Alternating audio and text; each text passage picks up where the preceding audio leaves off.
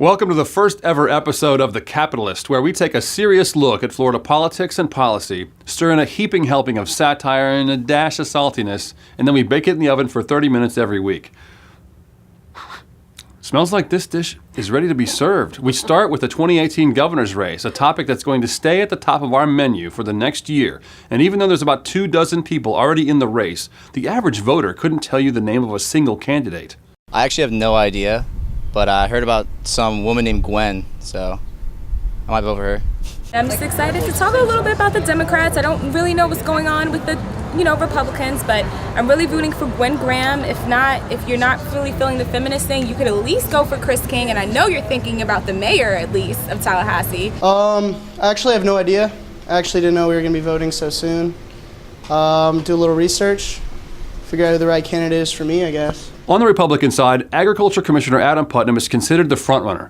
One of the reasons is because he's got about $15 or $20 million in the bank. You'd think with that kind of cash, he could afford a better haircut. Okay, wait. Are you really going to be... You weren't going to let me pull that off, Are you really going to be this mean on the show? Because I'm the one who has to book people, and if you're this mean, nobody's going to want to come talk to you. I'm going to be equally mean to everybody. Equal opportunity meanness. Yeah, let's try that. Equal opportunity. Let me roll with that. Okay. Fortunately, Adam Putnam doesn't have a lot of competition in the hair department.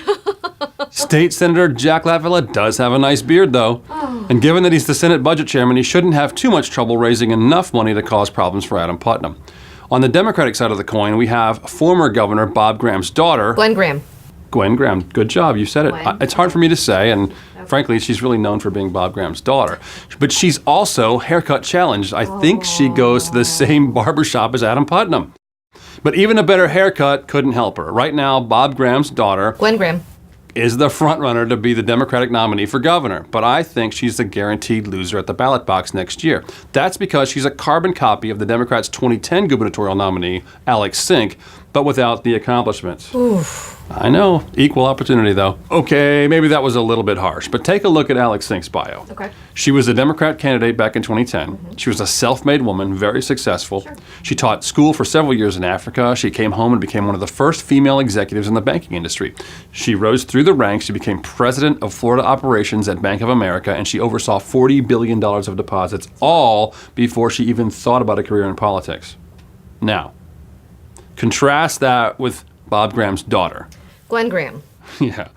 Let's pull up her Wikipedia page. Take a look. She had some time as a lawyer. Don't even bother with the Wikipedia page. You know why? Because she's accomplished exactly nothing except for being a great daughter to Bob Graham. I've seen her Facebook photos. They go kayaking together and stuff, mostly photo ops. But bottom line is, she won a seat in Congress only because she had the political connections to help her get elected.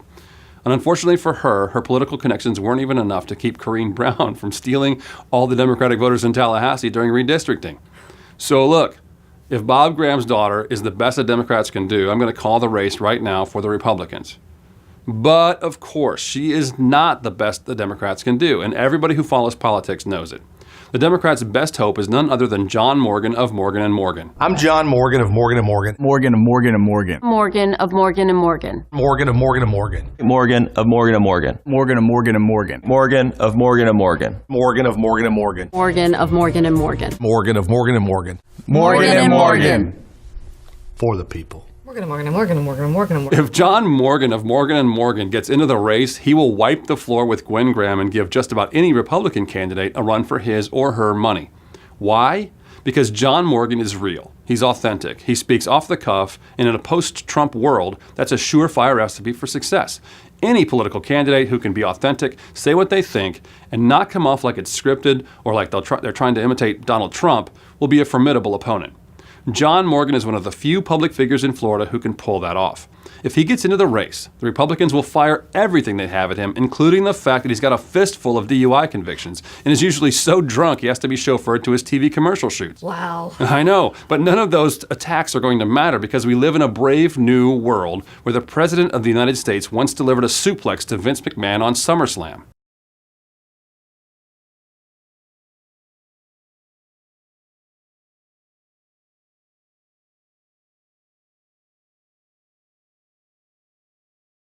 Now, before we cut to the break, Ann, did you hear about the $3 billion lawsuit filed against the power companies in South Florida? I did, and it sounds like the beginning of a joke. Did you hear about the one? Yeah, it's not a joke. It's real. It's a $3 billion lawsuit. Politicians in Coral Gables won't let people cut down their trees.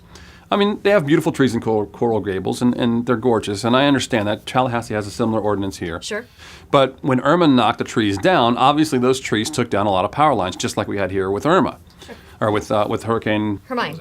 Yeah, Hermine, thank you. I couldn't even pronounce that one. That's why I'm here. I appreciate it.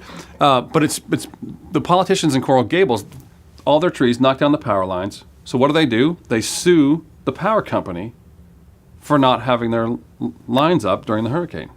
$3 billion. It's pure political, legal genius.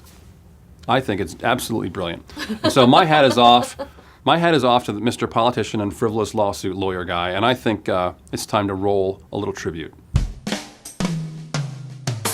The Capitalist salutes real Floridians of genius. Real Floridians of genius. Here's to you, Mr. Politician and Frivolous Lawsuit Lawyer Guy. Mr. Politician and Frivolous Lawsuit Lawyer Guy. For you, political power is only a tool to help you get rich.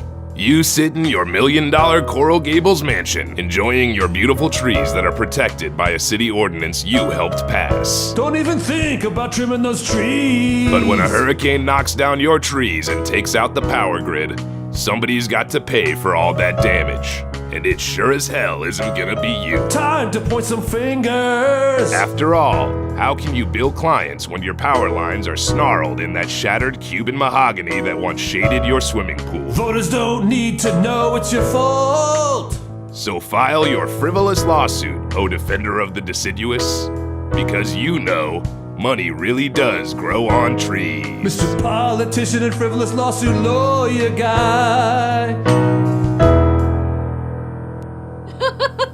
Yeah, good. We'll be right back with our expert panelists talking about the 2018 governor's race.